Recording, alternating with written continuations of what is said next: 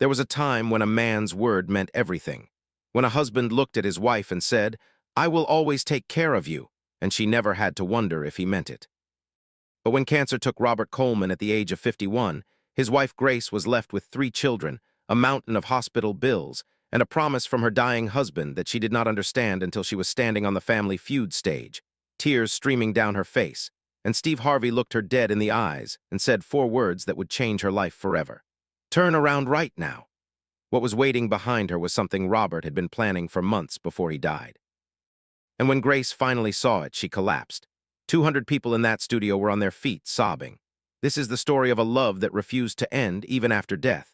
Before we go any further, if you love stories like this, go ahead and hit that subscribe button and tap the bell icon right now. Trust me, you do not want to miss what happens next. This one is going to stay with you for a long time. Her name was Grace Coleman. She was 49 years old. She lived in a small 3-bedroom house in Savannah, Georgia, where the paint was peeling on the shutters and the front porch steps creaked every time someone walked up them. She was a school librarian. She made $34,000 a year, and she was the kind of woman who would give you her last dollar and then apologize for not having to. Grace and Robert Coleman had been high school sweethearts. They met in the 11th grade at Jenkins High School in Savannah. Robert was the quiet kid who sat in the back of the classroom drawing in his notebooks. Grace was the girl who read 3 books a week and always raised her hand first. They should not have made sense together, but somehow they did. Robert asked Grace to the homecoming dance by leaving a drawing of the 2 of them inside her locker. It was a simple pencil sketch, but it was so detailed and so beautiful that Grace kept it. She still had it 30 years later, tucked inside the pages of her favorite book. They got married the summer after they graduated from college. Robert became a firefighter. Grace became a teacher and eventually moved to the school library, where she said she could share her love of books with every child who walked through the door. They had 3 children together, their oldest son Marcus, who was now 22, their daughter Lily, who was 18, and their youngest son Elijah, who was just 13. Robert was the kind of father you see in old movies. He coached Little League. He built a treehouse in the backyard with his bare hands. He made pancakes every Saturday morning shaped like whatever animal the kids requested. He danced with Grace in the kitchen while dinner was cooking, spinning her around the small space while the kids groaned and pretended to be embarrassed but secretly loved every second of it. He was the center of their world. He was the gravity that held them all together. 2 years ago, Robert was diagnosed with stage 4 pancreatic cancer. The doctors said he had 6 months. He lasted 9 because Robert Coleman did not know how to quit at anything. But those 9 months were brutal. The treatments were expensive. Even with the firefighters' insurance, the bills piled up fast. Experimental medications that were not covered, travel to specialists in Atlanta, equipment for home care when he became too sick to go anywhere. Grace watched her husband shrink before her eyes. The man who had carried her over the threshold of their first apartment, the man who had once bench-pressed their refrigerator on a dare from his firefighter buddies, was now too weak to walk to the mailbox. But Robert never lost his mind. Even when his body was failing, his brain was working. He was planning something. Grace did not know it at the time, but Robert had been making phone calls, writing letters, and having quiet conversations with people when she was not in the room. She thought he was just saying goodbye to old friends. She had no idea what he was really doing. Robert passed away on a Sunday morning in October. Grace was holding his hand. Their 3 children were in the room. His last words to Grace were not, "I love you," although he had said that 100 times that week. His last words were, "Trust me, Gracie, I kept my promise." Grace did not know what he meant. She was too deep in grief to think about it. She just held his hand and let him go. After Robert died, the bills came like a flood. Hospital invoices, credit card statements from the months of treatment. The mortgage was 2 months behind. The car needed repairs she could not afford. Grace's salary barely covered groceries and utilities, let alone the $87,000 in medical debt that was now sitting on her kitchen table in a stack of envelopes she could not bring herself to open. Marcus, the oldest, had dropped out of college to get a construction job and help with the bills. He never told his mother, but Grace found out when the university called asking about his withdrawal. She cried for 2 hours that night, not because she was angry at Marcus, but because she knew Robert would have been devastated. Robert had been the first person in his family to go to college, and he had always said that his children would go too. It was not a hope, it was a declaration. And now that declaration was dying along with everything else. It was Marcus who had signed the family up for Family Feud. He did it without telling Grace. He knew his mother would say no. She would say it was silly. She would say they could not afford to take time off work. She would say 100 practical things to avoid admitting that she was afraid to hope for anything good ever again. So Marcus filled out the application, sent in the video, and when the call came, he sat his mother down at the kitchen table and said, "Mom, we are going on Family Feud, and before you say no, Dad would have wanted us to do this." Grace almost said no anyway.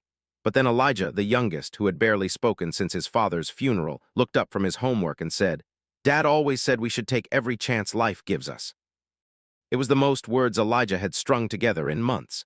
Grace could not argue with her dead husband's wisdom coming out of her 13-year-old son's mouth. So she said yes. She packed her nicest dress, the navy blue one Robert had bought her for their 20th anniversary. She put on the pearl earrings Robert had given her on their wedding day. And she tucked something into her purse that she carried everywhere since Robert died, a folded piece of paper. It was the last drawing Robert had ever made. He had drawn it in the hospital 2 weeks before he passed. It was a sketch of their whole family standing in front of their house in Savannah, all 5 of them, smiling together. Grace carried it like a prayer.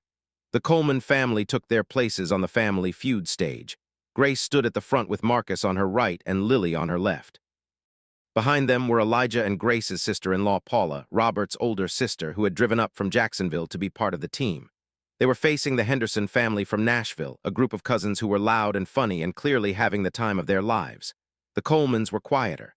Grace stood with her shoulders back and her chin up, the way Robert had always told her to stand. "You walk into any room like you belong there, Gracie," he used to say. "Because you do." She was doing her best to follow that advice, even though her hands were trembling and her heart was beating so fast she could feel it in her throat. Steve Harvey walked out and started the introductions. When he got to the Coleman family, he shook Grace's hand and gave her that big Steve Harvey smile. "Welcome to Family Feud. Tell me about your family." Grace smiled. "Thank you, Mr. Harvey. I am Grace. This is my son Marcus, my daughter Lily, my youngest Elijah, and my sister-in-law Paula. We are the Coleman family from Savannah, Georgia." "Beautiful family. What do you do, Grace?" "I am a school librarian," Steve grinned.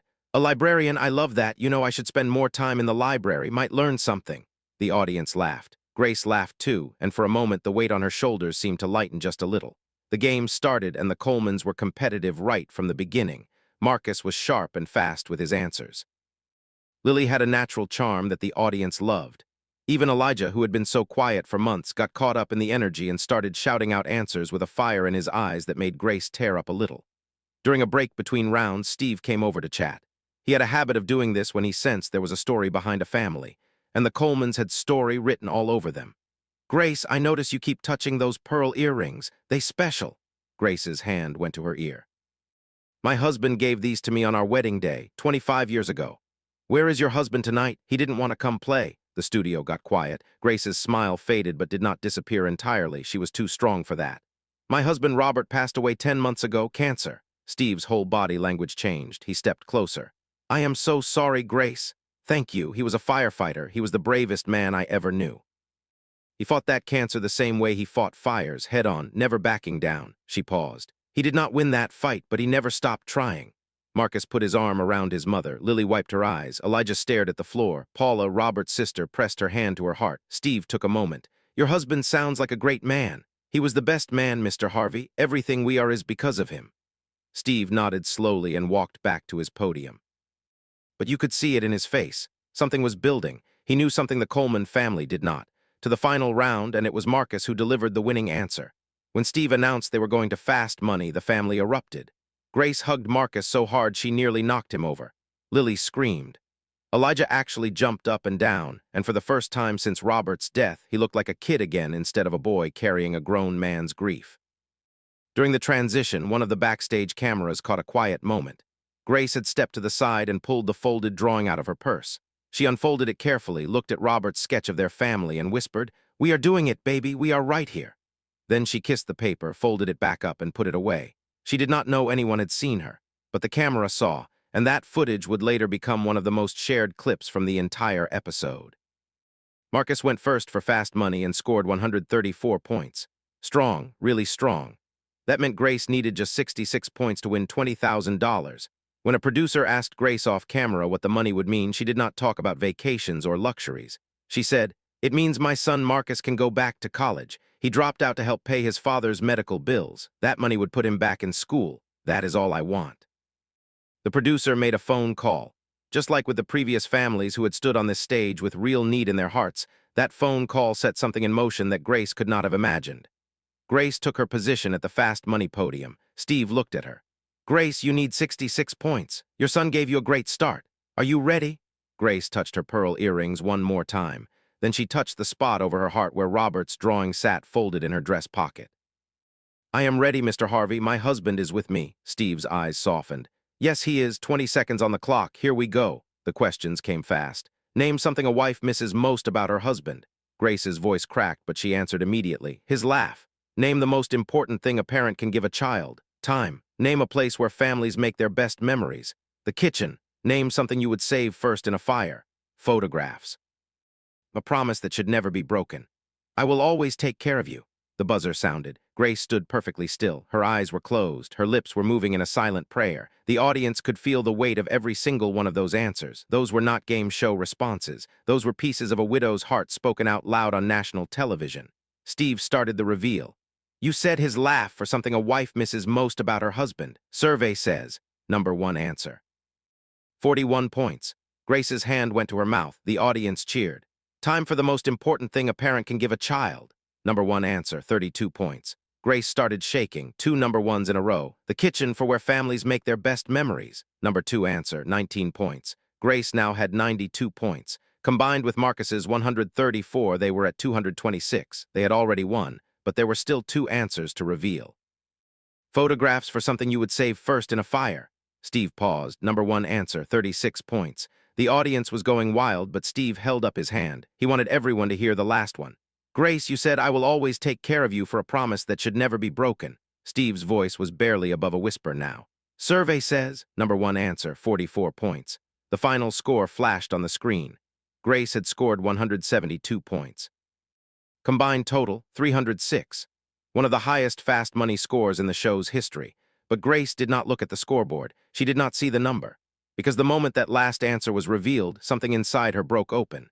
She put both hands on the podium, lowered her head, and began to cry.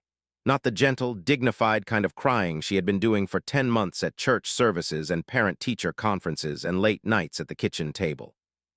This was the real thing, the deep, ugly, raw grief that she had been holding inside since the morning Robert died.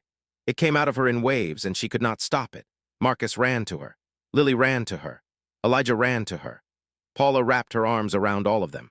The Coleman family stood on that stage, holding each other, and the whole studio could see that this was a family that had been carrying an impossible weight and had finally been given permission to set it down, even if only for a moment. Steve let them have their moment. He stood back. He waited. When Grace finally lifted her head, her makeup was ruined and her eyes were swollen, and she looked like a woman who had just run a marathon with her soul. "I am sorry, Mr. Harvey," she said, wiping her face. "I do not usually do this." Steve walked over and handed her a tissue.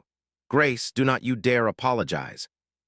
You just won $20,000 for your family, and you answered that last question with the most honest words I have ever heard on this show." "It was the last thing Robert said to me," Grace said, her voice breaking again. "The last promise he made. I will always take care of you, Gracie." He said it the week before he died, and I have been wondering ever since what he meant. Because how can you take care of someone when you are gone? Steve looked at her for a long time. There was something in his eyes, not pity, something bigger than pity. It looked like he was about to answer her question. "Grace," Steve said slowly, "what if I told you that Robert did keep that promise?" Grace stared at him, the color drained from her face. "What do you mean?" "Grace, I need you to turn around right now." Grace did not move. She looked at Marcus, who was crying. She looked at Lily, who had her hand over her mouth. She looked at Elijah, who was staring at something behind her with the widest eyes she had ever seen on his face. "Turn around, Grace." She turned. At the back of the stage stood a group of people. Grace did not recognize them at first because her eyes were blurred with tears. But as she blinked them clear, she began to see.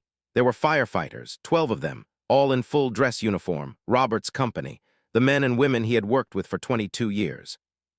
They were standing in a line, shoulders back, hats off, each one holding a single white rose.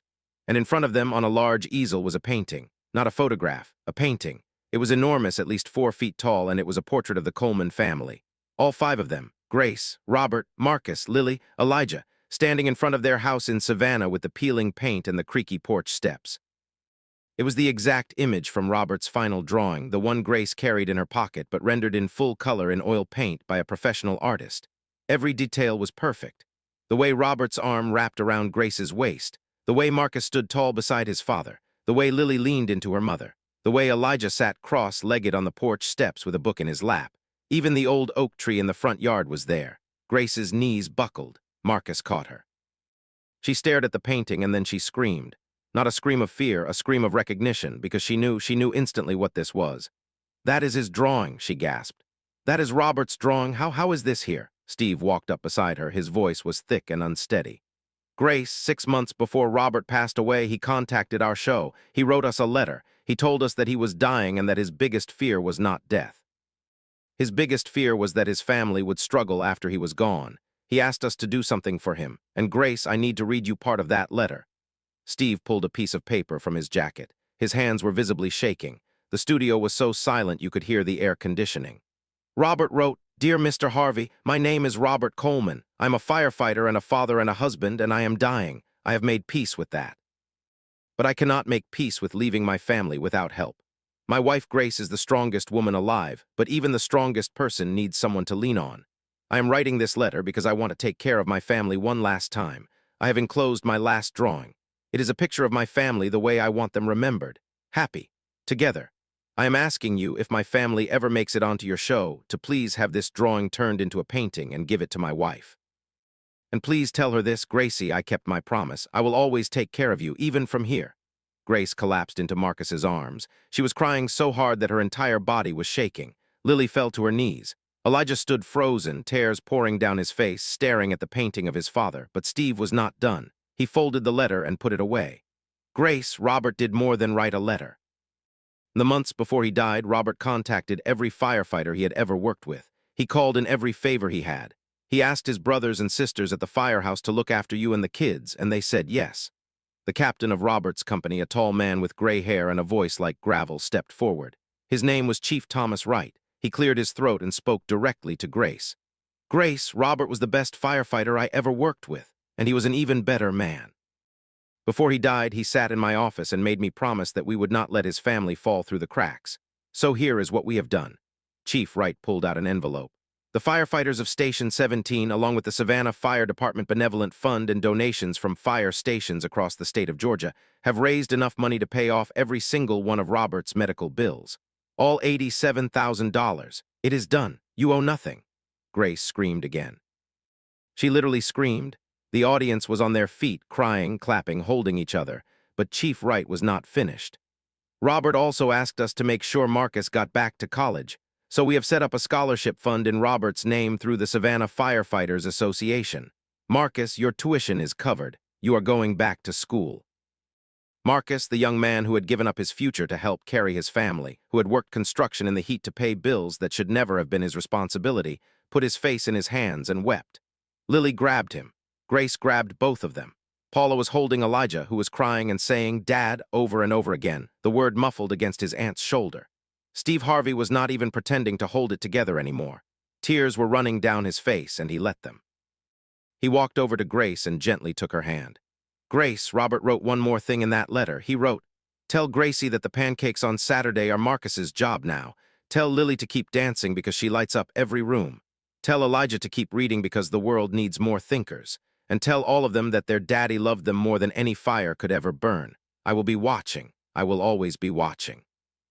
Grace pressed her hand against her heart right where Robert's drawing sat folded in her pocket. She pulled it out with shaking hands and held it up next to the painting. The audience could see it on the big screens, the small pencil sketch and the enormous oil painting, the same image, the same love. One drawn by a dying man in a hospital bed, the other brought to life in color so that his family would never forget what they looked like when they were whole. "He kept his promise," Grace whispered. "He kept his promise." Steve turned to the audience. "Ladies and gentlemen, this is what real love looks like. It does not end when someone dies. It does not stop because a heart stops beating. Robert Coleman was a firefighter his whole life. He ran into burning buildings to save strangers, but his greatest act of courage was sitting in a hospital bed, knowing he was running out of time, and making sure that the people he loved most in this world would be taken care of after he was gone. That is a hero, not just a firefighter hero, a husband hero, a father hero." The standing ovation lasted 6 minutes. The producers had to stop taping 3 times because nobody, not the audience, not the crew, not the host, could stop crying long enough to continue. When the episode aired, the internet did what the internet does when something real and beautiful comes along. It stopped arguing for 5 minutes and started sharing. The clip of Grace turning around was viewed over 60 million times in the first week. It was the most watched Family Feud clip in the history of the show. News outlets around the world picked it up. Major morning shows ran the story. Social media was flooded with people tagging their spouses and writing things like, "This is what love looks like, and I am not okay after watching this." But the real impact was quieter and deeper than any viral moment. A GoFundMe campaign that one of Robert's fellow firefighters started raised over $500,000 in 2 weeks. Grace did not keep all of it. She paid off the mortgage on the family home, fixed the peeling paint and the creaky porch steps, and put the rest into a trust fund for her children's education. Then she took a portion and did something that would have made Robert proud beyond words. Grace created the Robert Coleman Memorial Fund, a charity that provided financial assistance to the families of first responders who died in the line of duty or from job-related illness. The fund covered funeral expenses, medical bills, and educational costs for children left behind. In its first year, the fund helped 23 families across Georgia. Marcus went back to college that fall. He changed his major from business to social work. He said that watching his family be helped by so many people had shown him what he wanted to do with his life. He wanted to be the person who showed up for families in crisis the way people had shown up for his. He graduated 2 years later with honors, and on graduation day, he wore his father's firefighter badge pinned to his suit. Lily, who had been quietly struggling with her grief, found an unexpected outlet. She started painting. It turned out she had inherited her father's artistic talent, the same steady hands, the same eye for detail. Her first major work was a series of portraits of firefighters in her father's company, each one painted from photographs Robert had kept in his locker at the station. The series was exhibited at a gallery in Savannah and raised $30,000 for the Coleman Memorial Fund. Elijah, the boy who had barely spoken for months after his father's death, began to come back to life. He started a book club at his school dedicated to his father's memory. Every month, the club read a book together and discussed it. Elijah told his school counselor that reading made him feel close to his dad because his mother was a librarian and books were how their family showed love. The book club grew to over 40 members and became one of the most popular activities at the school. The painting that Robert had designed and the show had commissioned became the centerpiece of the Coleman family home. Grace hung it in the living room above the fireplace, right where everyone could see it the moment they walked through the front door. She said it was like having Robert in the room with them every day. Visitors would often stop and stare at it, and Grace would tell them the story. Every time she told it, she said, it felt a little less like grief and a little more like gratitude. Steve Harvey stayed connected to the Coleman family. He called Grace on the anniversary of Robert's death. Sent birthday cards to the kids. When someone asked him in an interview to name the moment that had affected him most in his career, he did not hesitate. "Grace Coleman," he said. "A man wrote me a letter from his hospital bed asking me to take care of his family after he died. I have received a lot of mail in my life, but that letter changed me. It made me realize that the most powerful thing a person can do is love someone so much that they plan for a future they will never see." Robert Coleman never met me, but he trusted me with his family's well-being. That kind of trust is sacred, and I will carry it with me for the rest of my life. The firefighters of Station 17 retired Robert's locker number and placed a plaque above it that read, "Robert Coleman. He ran into fires for strangers and moved mountains for his family. A firefighter to the end." Every new recruit at the station was told Robert's story on their first day. It became a tradition, a reminder that being a firefighter was not just about putting out fires. It was about protecting people, even when you could no longer be there yourself. 3 years after the episode aired, Grace was invited to speak at a national conference for families of fallen first responders. She stood at the podium in front of 3,000 people and told her story. She wore the navy blue dress. She wore the pearl earrings. And she carried Robert's drawing in her pocket, just like she always did. "My husband was afraid of one thing," Grace said. "He was not afraid of fire, he was not afraid of cancer. He was afraid that after he was gone, his family would be forgotten, that we would fall through the cracks, so he did what he always did. He made a plan, he called in his people. He wrote a letter to a man he had never met and asked him to help." Grace paused. "Robert, if you are listening, and I believe you are, your family did not fall through the cracks. Your family is standing. Your family is strong. And your family is helping other families stand too. You kept your promise, baby. You kept every single one." The audience gave her a standing ovation that lasted longer than her speech. 5 years later, the Robert Coleman Memorial Fund had helped over 200 families. Marcus was working as a social worker in Savannah, specializing in grief counseling for children. Lily had become a full-time artist whose work focused on portraits of everyday heroes. Elijah was in college, studying to become a teacher because he said he wanted to give kids what his mother had given thousands of students, a safe place and a good book. Grace still worked at the school library. She could have retired. She had enough money now. But she said that the library was where she felt closest to herself, and to Robert, who had always said that Grace surrounded by books was the most beautiful version of Grace there was. On the 5th anniversary of the episode, Grace did something she had been thinking about for a long time. She took Robert's original drawing, the one she had carried in her pocket for years, and donated it to the Savannah Fire Department Museum. It was displayed next to his badge, his helmet, and a photograph from his last day at the station. The placard read, "A firefighter's last drawing, made for the family he loved, proof that some fires never go out." Grace still touched her pearl earrings every morning. She still talked to Robert before she fell asleep at night. She still danced alone in the kitchen sometimes, swaying to the memory of a man who had loved her so well that his love had outlasted his life. And every Saturday morning, just like Robert had asked, Marcus made pancakes, sometimes shaped like animals, sometimes just round, but always made with the same love that their father had poured into everything he touched. Some people say that love ends when someone dies. Grace Coleman would tell you that is not true. Love just changes shape. It becomes a letter written from a hospital bed, a drawing tucked into a pocket, a painting hanging above a fireplace, a promise that echoes through the years. Robert Coleman was gone, but his love was not. His love was everywhere, in the pearl earrings Grace wore, in the pancakes Marcus made, in the paintings Lily created, in the books Elijah read, in the 200 families that the fund had helped. And if you asked Grace what she would say to Robert if she could have one more minute with him, she would smile and say, "I would tell him he was right. He always took care of us. He never stopped, and he never will." If this story touched your heart, please hit that like button and subscribe to this channel right now.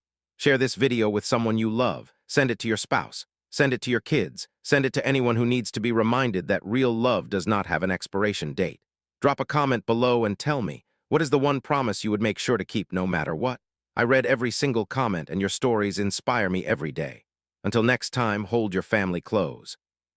God bless.